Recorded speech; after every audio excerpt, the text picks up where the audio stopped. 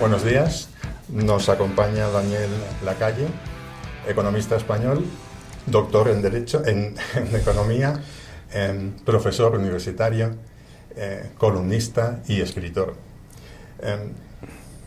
Permíteme que empiece la conversación que vamos a tener, Daniel, con un hecho que, en fin, con el que nos hemos desayunado esta mañana, procedente de España, y es obviamente la investidura del presidente Pedro Sánchez. Quería preguntarte con respecto a la ley de investidura. Yo he leído que tú has dicho que la ley de investidura es incluso peor de lo que nos temíamos. Sí. ¿Nos puedes explicar esto un poco? Bueno, la ley de amnistía, que es lo que ha permitido la investidura de Pedro Sánchez, es esta ley que se ha acordado con los separatistas catalanes para darle, digamos, una amnistía total a los delincuentes que llevaron a cabo pues acciones tanto de terrorismo como de malversación de fondos, etcétera. ¿Por qué es mucho peor de lo que nos temíamos? Pensaba la gente en general que la ley de amnistía iba a ser una especie de salvoconducto que permitiese que Puigdemont, el líder de los separatistas catalanes de derechas, pues volviese a España y que afectaría a 2, 3, 4 personas.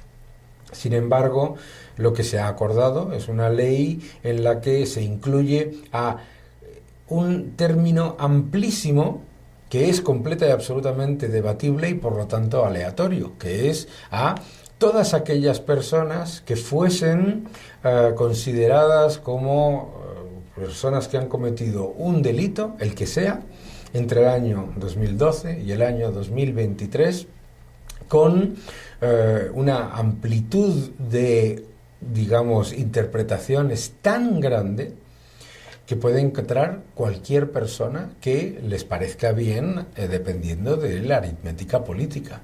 Y por supuesto es mucho peor porque además es una ley que deslegitima completamente la acción del Estado durante la época de el asalto al ordenamiento constitucional. Y la Constitución, claro. Efectivamente. Entonces, deslegitima al Estado, deslegitima a las fuerzas y cuerpos de seguridad, pone completamente en duda cualquier tipo de seguridad jurídica y, además, genera una enorme incertidumbre, ya que supedita al Poder Judicial a ser secundario al poder político, es decir, acaba completamente con lo que es, bueno, pues la separación de poderes y los contrapesos que son esenciales en una democracia liberal. Daniel, ¿tú dirías que la ley de amnistía va a tener a corto y a medio plazo efectos perniciosos más en el ámbito político o económico? En los dos, porque cuando en el ámbito político, por supuesto, yo creo que eso es innegable, introduce la aleatoriedad política, la destrucción del Estado de Derecho, introduce completamente que el Poder Judicial tenga que pedir amparo ante el riesgo de que se pueda incluso generar una especie de, de tribunales políticos que juzguen a los jueces, ¿no? Cosas así. Pero desde el punto de vista político es muy importante y muy peligroso. Pero desde el punto de vista económico también es muy importante porque, claro, introduce la inseguridad jurídica absoluta.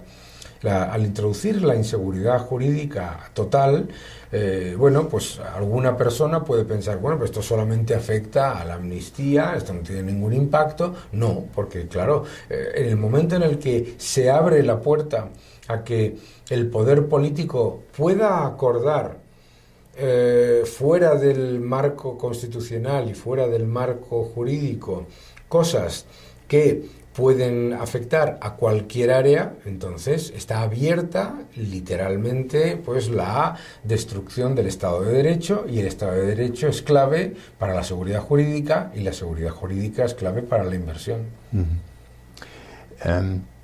Daniel, sabemos, porque tú lo has expuesto así, que consideras las grandes debilidades de la economía española, pues el paro, que es muy grande, la cuestión de la productividad, las empresas que son demasiado pequeñas y el mal estado de las cuentas públicas. ¿Tú dirías que estos son debilidades intrínsecas de España o de los gobiernos socialistas de España? No, es claramente, o sea, no es de España. España no tiene peores empresarios, no tiene peores empresas, no tiene una situación, digamos, de debilidad estructural. Todo lo contrario, de hecho. Tiene toda una serie de ventajas, como es obviamente la conexión con Latinoamérica, estar en la Unión Europea, tener el idioma, las infraestructuras, tiene muchas cosas positivas. Todos esos factores vienen de trabas que vienen impuestas desde un poder político que, cuando gobierna el socialismo, lo que hace es introducir trabas al crecimiento empresarial, a la contratación, etcétera. Trabas muy importantes, no solamente trabas fiscales, sino trabas burocráticas, y que en los años en los que no gobierna el socialismo cuesta mucho deshacer. Y eso es un elemento clave, porque claro, muchas veces la gente piensa, bueno, pero si ha gobernado durante 8 años un gobierno del Partido Conservador, del Partido Popular, sí, claro, pero se deshacen 3 problemas después de haber generado 20, y después se generan otros 20 problemas. Las trabas burocráticas, las trabas fiscales en España explican el 90% de los graves desequilibrios económicos que tiene, y desde luego el de tener la mayor tasa de paro de todo Occidente. En España los gobiernos socialistas siempre dicen, tenemos récord de empleo, ¿no? Claro, no hay nada más que tomar un avión, ir a cualquier sitio del mundo y que te entre o la risa o la tristeza, ¿no? O las dos cosas a la vez, ¿no? Son problemas, y el asalto y el ataque al crecimiento empresarial es muy evidente. Es muy evidente porque no solamente es un país de empresas mucho más pequeñas, es un país de microempresas, no de pequeñas y medianas empresas, de microempresas. No solamente es un país de empresas muy pequeñas, sino de empresas muy pequeñas dentro de su segmento. Es decir, las microempresas son más pequeñas, las pymes, las pequeñas y medianas empresas, son más pequeñas que la media de nuestro entorno, y las grandes también son más pequeñas, ¿no? Excepto casos muy específicos que, por supuesto, el socialismo siempre utiliza para las grandes empresas, ¿no? Y hablan de 2, ¿no? Claro, porque tampoco es que hay muchas más, ¿sabes? Y además, como repito, pues las grandes empresas españolas, con todas las cosas buenas que tienen, pues tampoco a nivel internacional y a nivel global, excepto unas cuantas que se pueden contar con los dedos de la mano, pues son empresas, digamos, realmente grandes, ¿no? Mencionabas Latinoamérica, es obviamente lo que nos interesa también a nosotros aquí mucho. ¿Qué dirías que puede aprender Latinoamérica de lo que está sucediendo en España? Bueno, que nunca se debe dar por hecho lo que has conseguido. Yo creo que Latinoamérica, normalmente en Latinoamérica el debate económico y el debate político siempre está viciado de una falacia de entrada, ¿no? Que es que los problemas de Latinoamérica vienen de haber tenido una cadena de políticas neoliberales que han dejado a los países en situaciones mucho más negativas que otros. Y es una falsedad. Como dice el profesor Alberto Mingardi, el neoliberalismo en Latinoamérica es lo poco que hay y lo mucho que falta. Pero entonces eso es un gran problema. Y el segundo es esta idea que estamos sufriendo en España de, ante los fracasos del socialismo, vamos a probar un poquito más de socialismo, ¿no? Es decir, tenemos la tasa de paro más alta de todo Occidente, bueno, pues más medidas socialistas, a ver si la cosa funciona por digamos, pues saturación de socialismo.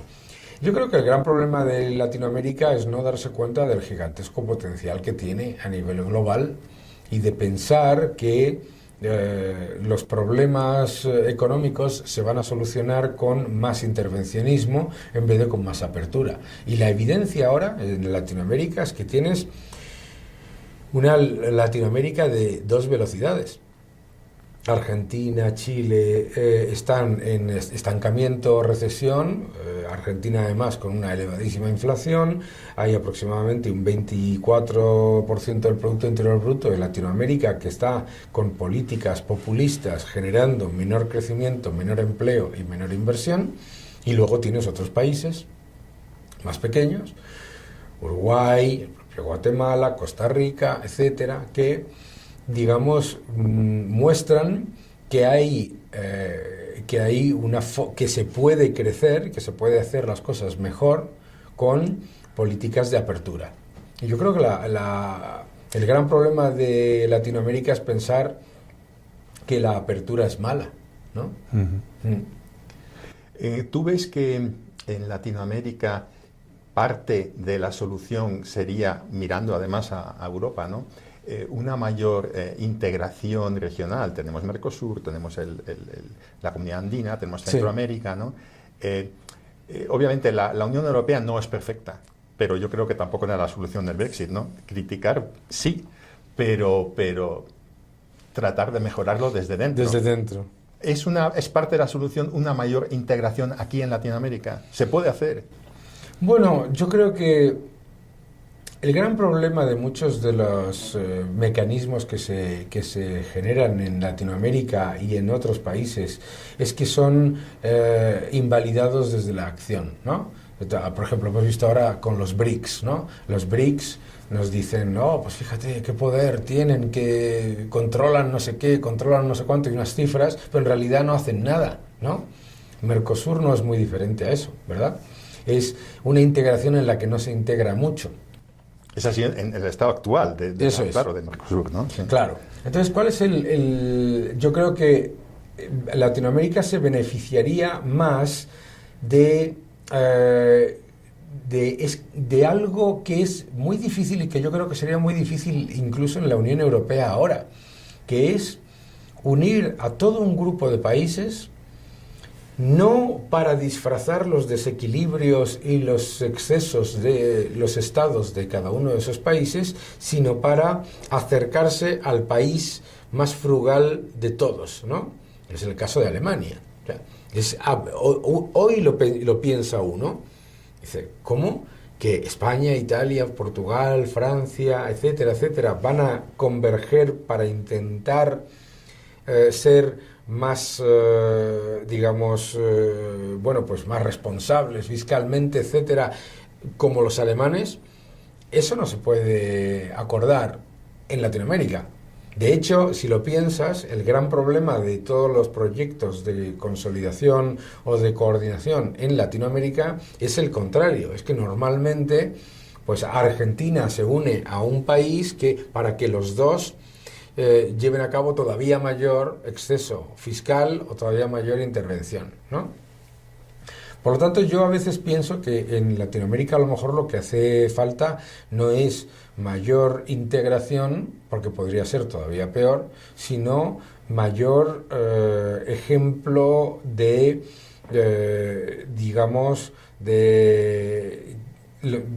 acercamiento mimético, ¿no? De decir, bueno, estos lo están haciendo bien, vamos a hacer lo mismo que ellos, no lo contrario. De momento es complicado. Hombre, lo que sería ideal sería que en Latinoamérica se uniesen los países con el objetivo común de tener una unión de máximo común, no de mínimo común denominador.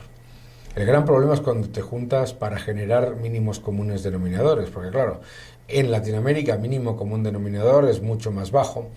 Entonces, bueno, yo creo que sería bueno más integración, pero más integración que supusiese más apertura, más libertad económica, más responsabilidad fiscal, etcétera. ¿Es eso posible ahora con los países más grandes en manos del populismo? No. Uh-huh. O sea, entonces, claro, como en Europa, empezar no con integración política, sino con la integración de los mercados y económica. Claro, también claro, en pero es que Latinoamérica. en Latinoamérica es curioso que países que son exportadores y que tienen un enorme potencial exportador todavía, tengan ese odio al comercio, ¿no? O sea, los aranceles, las trabas burocráticas y fiscales, cepos cambiarios, cepos fiscales. Por lo tanto, es complicado, pero desde luego sería mucho más lógico que se estableciesen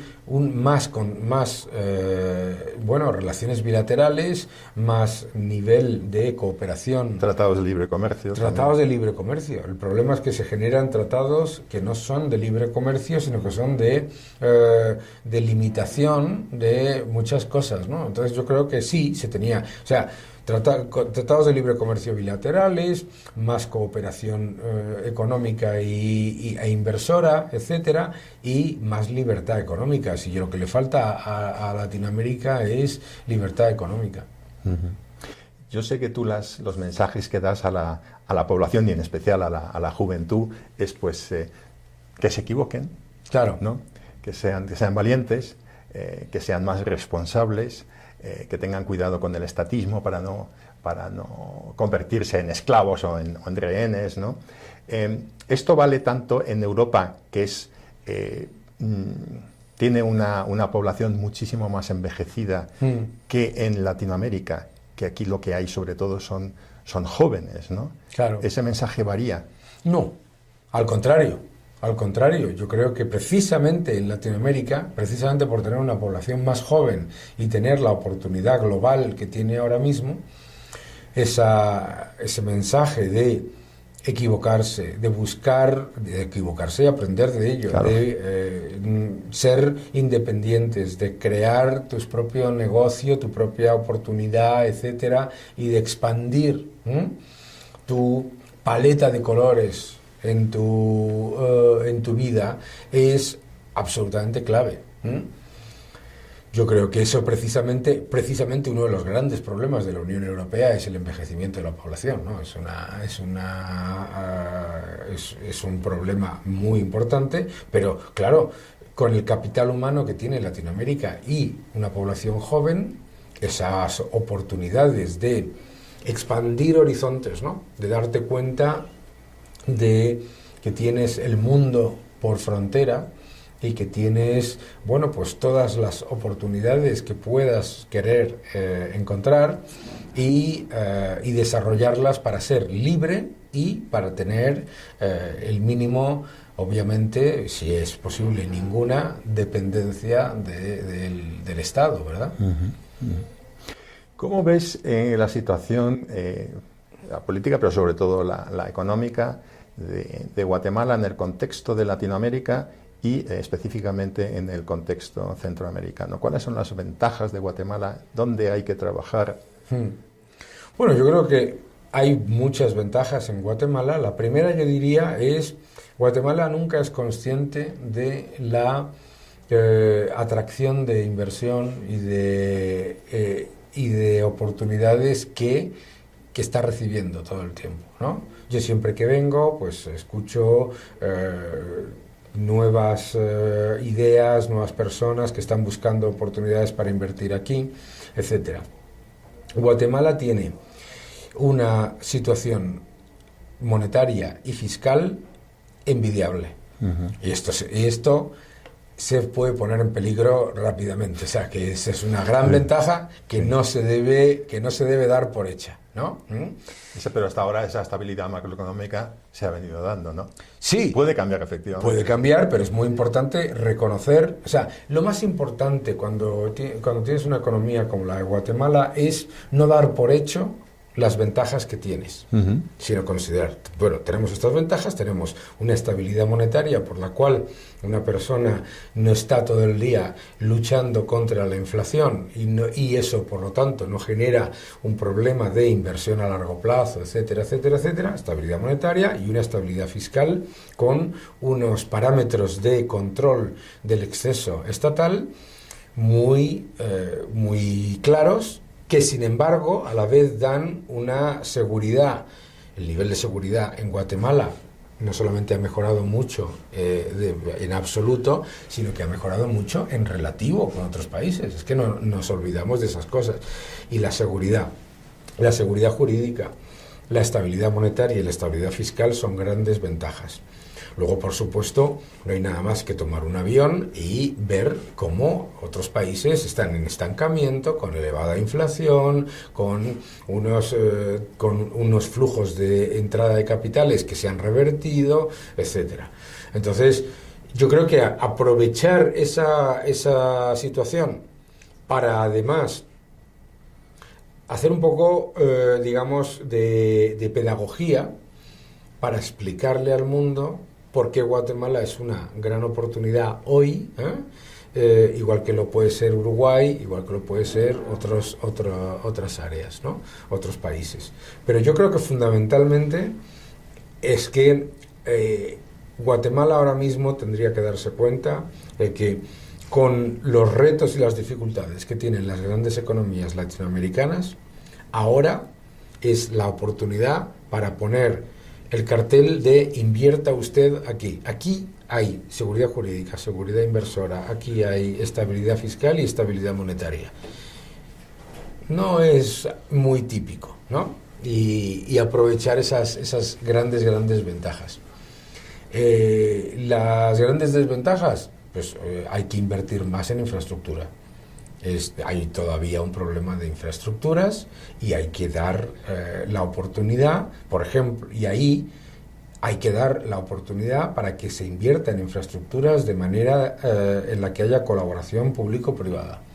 O sea, no se puede estar esperando a que las infraestructuras las construya el Estado cuando los límites fiscales no se lo permiten y tampoco tienen por qué permitírselo, sino que hay que invertir en infraestructura y hay que fortalecer el capital humano, que es muy alto también en Guatemala, pero que hay que aumentarlo también.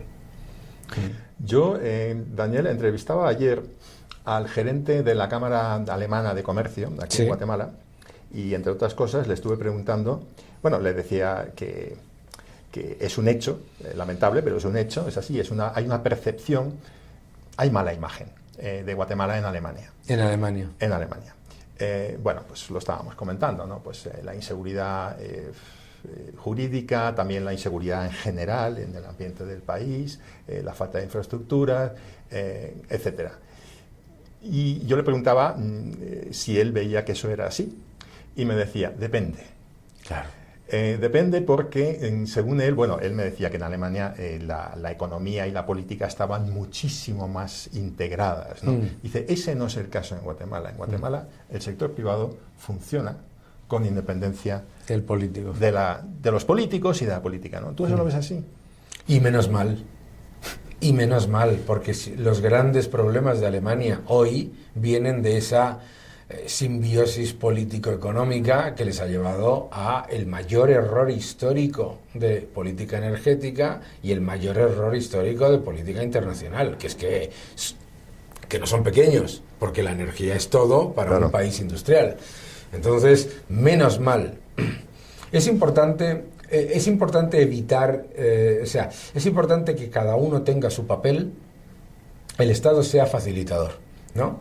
Claro, ¿hay mala imagen de Guatemala en Alemania? ¿Comparado con qué? ¿No? Porque comparado con Rusia, comparado con Turquía, no lo sé, ¿no? Quiero decir, muchas veces nosotros miramos los países de Latinoamérica con el espejo de nosotros hoy. Yo no. Yo miro Latinoamérica y miro Guatemala con el espejo de España en 1985. Y yo miro España en 1985 y Guatemala 2023 y digo, Guatemala va en el camino positivo y nosotros vamos en el camino negativo. O sea, muchas veces vemos los países con un paternalismo de país desarrollado sin darnos cuenta de los gigantescos errores que estamos cometiendo muchos de los países desarrollados por esa, digamos, autocomplacencia, ¿no? Alemania es un país maravilloso, que tiene una industria muy potente, que tiene muchísimas cosas, pero estoy convencido de que no dentro de 5 años, ni de 6, ni de 1, sino ya está entera diciendo, hemos metido la pata cerrando todas las centrales nucleares cuando tenemos 54 reactores en la frontera. Claro, los franceses lo tienen todo. Claro, no, es decir, que en lo que digo, bueno, vamos a mirar las cosas en su contexto. Y yo miro el contexto de Guatemala comparado con Nicaragua, lo miro tengo que mirar con muchos países en nuestro entorno, ¿no? Lo miro con respecto a El Salvador, lo miro con respecto a Costa Rica, lo miro con respecto a México. Y pienso, hombre, pues México, un país que debería estar creciendo por encima de la media, teniendo en cuenta que Estados Unidos está creciendo mucho, y resulta que México ha roto la correlación entre crecimiento de Estados Unidos y crecimiento de México. Y México continúa en estancamiento mientras Estados Unidos crece. O sea, está perdiendo, digamos, lo que se llama conexión con el crecimiento global. Y yo creo que en eso, pues, yo soy mucho más positivo con Guatemala que con España, ¿no? Bueno, todas las cosas positivas y negativas. ¿Que hay más inseguridad en Guatemala que en España? Por supuesto. Pero es que este es mi 4º viaje a Guatemala, yo lo único que he visto ha sido una mejora exponencial en todo ese periodo. La primera vez que yo vine a Guatemala, no se podía ir a ningún sitio sin, supuestamente, o por lo menos te lo decían, sin guardaespaldas. Ahora puedes pasear por la ciudad sin grandes problemas, ¿no? O sea, yo creo que hay que ver las cosas en el contexto de la región en donde estás y del momento histórico en el que estás.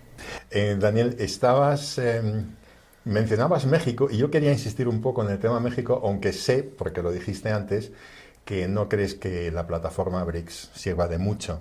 De todas formas, a mí me extrañó que cuando se estaba debatiendo, bueno, pues cuáles iban a ser los nuevos miembros y de Latinoamérica, yo sé que también Venezuela pues quería serlo y tal, lo cual no deja de ser un poco utópico, pero ¿por qué, me pregunto yo, Argentina sí y México no? ¿Es tanto mejor Argentina que México? Además, México tiene cosas que aportar, como por ejemplo el nearshoring, que es un factor en boga, que no solamente es muy positivo para México, sino también para los países centroamericanos, entre ellos Guatemala. Es que eso ya de entrada te demuestra que esto de los BRICS no tiene ningún sentido. Yeah. Porque son países que tienen objetivos completamente, no como diferentes, sino antagónicos. Claro. Antagónicos. Porque claro, nosotros podemos decir que Rusia y China tienen objetivos que pueden ser más o menos cercanos, pero la India, no. Entonces, ¿cuál es el principal problema? El principal problema es que los criterios de unión o de invitación son ideológicos y no son ni económicos ni comerciales. Y ya de entrada, con eso ya tienes un problema, ¿de acuerdo?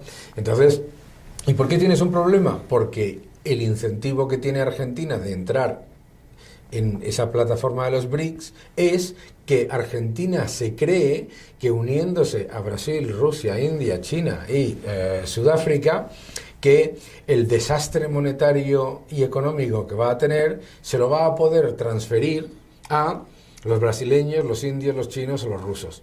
Y los chinos, yo acabo de volver de China, dicen, claro, no va a ocurrir eso. Yo te financio, te presto, pero no me pasas a mí tus desequilibrios fiscales y monetarios.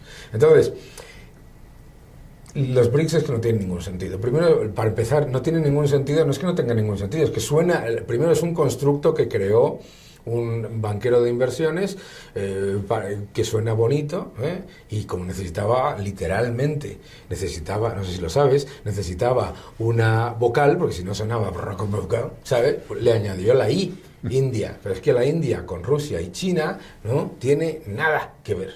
Entonces, no pasa absolutamente nada.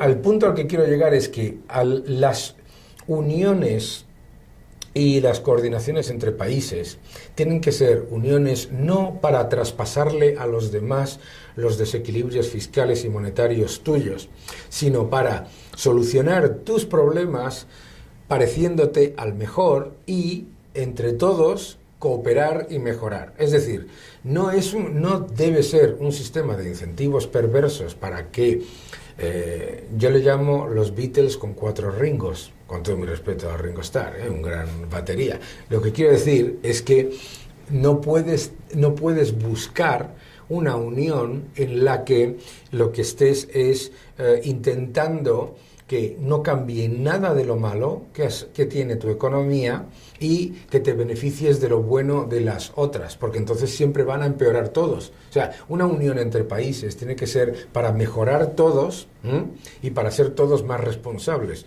no para ser todos más irresponsables y empeorar todos. Quería también saber si es buena, si es positiva para Latinoamérica la inversión china. Sabemos que, por ejemplo, Estados Unidos, claro, que está viendo que le comen el terreno aquí en Latinoamérica, pues dicen no, porque los chinos no respetan las reglas, está la trampa de la deuda, del endeudamiento, etcétera, ¿no? ¿Qué piensas de...? Bueno, no es que, primero, la inversión de cualquier país es buena. También la China. Y también la China, por supuesto.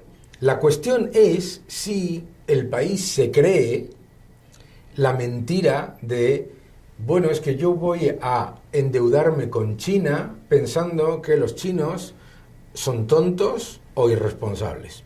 Ni son tontos ni son irresponsables. Las exigencias en cuanto a repago, en cuanto a condiciones, en cuanto a todo, son no igual, sino mucho más exigentes y más onerosas que las del Fondo Monetario Internacional o las de Estados Unidos, pero de otra manera. Y claro, pero lo que pasa es que hay muchos países o muchos gobernantes populistas de algunos países que se creen que China invierte como si fuera una donación. Y China no invierte no como donación. China invierte, te presta, si no le pagas, le das materias primas, le das infraestructuras, le das poder, le das etcétera. Claro, y por lo tanto, cuando se intenta vender que China es una vía de escape a ese horror aparente del Fondo Monetario Internacional, del Banco Mundial, de Estados Unidos, etcétera, etcétera, no, es exactamente o más oneroso y mucho más, y desde luego muchísimo más exigente en control y en reglas propias. Porque claro, si tú entras en un acuerdo comercial y de préstamo con Estados Unidos y tienes una divergencia, hay una cosa que se llama arbitrajes internacionales. Buena suerte con un arbitraje internacional con China. Eso es la otra. Entonces, ¿es mala la inversión china? No. ¿Es mala la inversión de cualquier país? No. Lo que es malo es creer que la inversión china o la inversión de otro país es una donación que va a justificar los desequilibrios y los excesos populistas del país A o del país B. Por ejemplo, en Argentina, el peronismo vende la inversión de China como que ellos van a ser los que hagan que el peso funcione, que la economía china, que la economía argentina se solucione, etcétera. No. Y la evidencia es clara, ¿no? China lleva invirtiendo mucho tiempo, etcétera. No, y lo mismo pasó con Venezuela, etcétera, etcétera. La inversión de otro país no es el chivo, digamos, o el chivo, no es el chivo expiatorio, desde luego, pero no es, digamos, el salvoconducto que te permite que 2 más 2 suman 22. Y el populismo no funciona ni con inversión china, ni con inversión rusa, ni con inversión norteamericana, ni con inversión alemana o española. Daniel, mi última pregunta la quiero hacer en el sentido de ¿cuál crees tú que sería o cuál puede ser el país que lidere el desarrollo latinoamericano. Puede ser Brasil por las dimensiones, o Chile porque tradicionalmente han estado muy bien, aunque ahora con el gobierno pues no van tan bien, ¿no? ¿Cuál puede ser ese país? Pues desafortunadamente ni Brasil, ni Argentina, ni México pueden serlo por toda la cantidad de problemas en los que se han metido en los últimos 20 años. Por lo tanto, no va a ser un país, va a ser el grupo de países que se descuelgue del populismo empobrecedor. Es decir, yo creo que es que Latinoamérica ya no es un continente, ya son dos continentes. Y hay una serie de países que pueden parecer más pequeños, menos relevantes o lo que sea, porque no son tan grandes, pero que son mucho más dinámicos, no caen en esos errores, etcétera, etcétera. Yo creo que es así de triste. Esa doble vía está abriéndose cada vez más. Probablemente no sea un país. Desde luego Brasil no lo va a ser, porque tiene todos los errores del petroestado y todos los errores del populismo que no se solucionaron cuando ha habido un cambio de gobierno, etcétera, que también era bastante populista. Y tampoco lo va a ser Argentina y tampoco lo va a ser México. Entonces, probablemente vamos a tener que buscar pues países más pequeños, pero mucho más dinámicos y que literalmente son, pues como ocurre también un poco en otros continentes, ¿no? Miramos Asia y decimos, bueno, pues ahora que China parece que está en poco crecimiento y todo, bueno, pues hay países pequeños, mucho más dinámicos, que están haciéndolo muchísimo mejor que Japón y que China. O por ejemplo Vietnam ahora, ¿no? Vietnam o Corea del Sur, claramente, ¿no? Entonces sí, bueno, pues no vas a contar con Japón, no vas a contar con China, pero tampoco pasa nada en ese sentido. O sea, son países que ya digamos que ya no tienen ese potencial. Es que lo que nos estamos dando cuenta muchas veces es que ser más pequeño es más bueno. Muchas veces pensamos, no, si fuéramos más grandes tendríamos más poder. No necesariamente. Pues igual eso es bueno para el futuro de Guatemala. Seguro, yo estoy seguro. Que forme parte de ese grupo de de países que lideren el desarrollo. Muchísimas gracias por esta conversación. Todo un placer, mil gracias. Mil gracias.